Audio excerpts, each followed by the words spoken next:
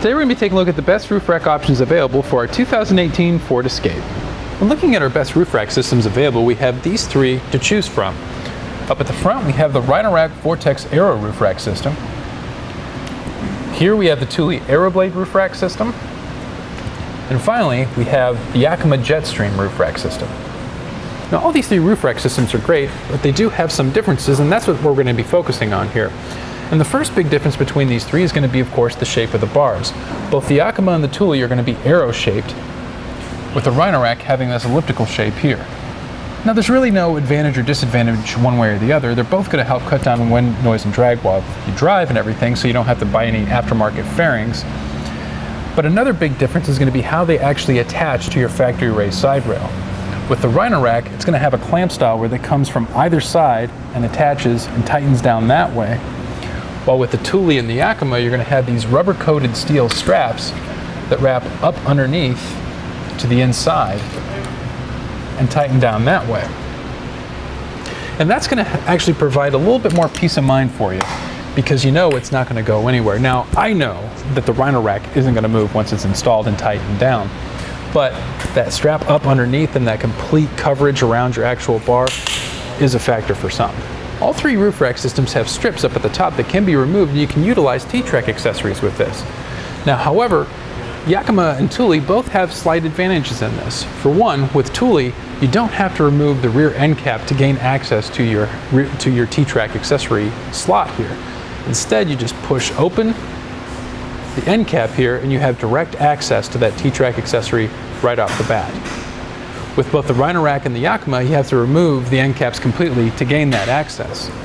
The Yakima has an advantage as well though. Both Thule and Rhino Rack require you to remove the strip completely and cut it to length once the TTrack accessory is installed.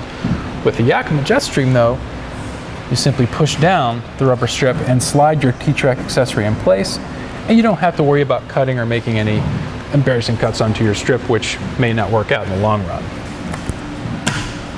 While all three roof racks have knockouts for lock cores that are sold separately, the Rhino Rack has a slight advantage here, because once this lock core is installed, not only does it secure your roof rack to the vehicle, but it also secures your TTrack accessory as well.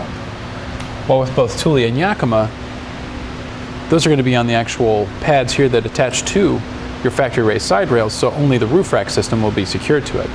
However, you can still make these key-to-like with your accessories as well.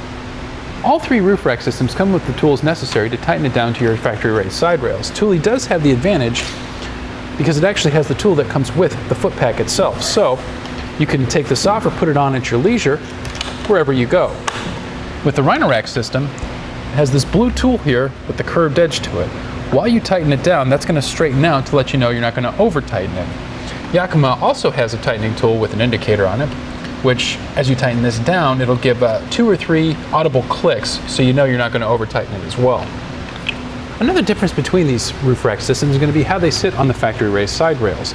The Rhino Rack is going to be the lowest profile out of the three, with the Yakima JetStream is going to sit the highest off of those. So in conclusion, when it comes to ease of install, that's going to go to both Thule and Rhino Rack. They're just a couple pieces, you slap them together, they're ready to go on and tighten down into place. And as far as carrying capacity, it's going to be the same across the board. But when it comes to a personal recommendation, I would actually recommend the Thules because they're ease of use. They come with the tool included with you everywhere you go once you install it. And it has the ease of access to the TTrack accessory with a slide out there. And we hope this makes your purchasing decision easier for your 2018 Ford Escape.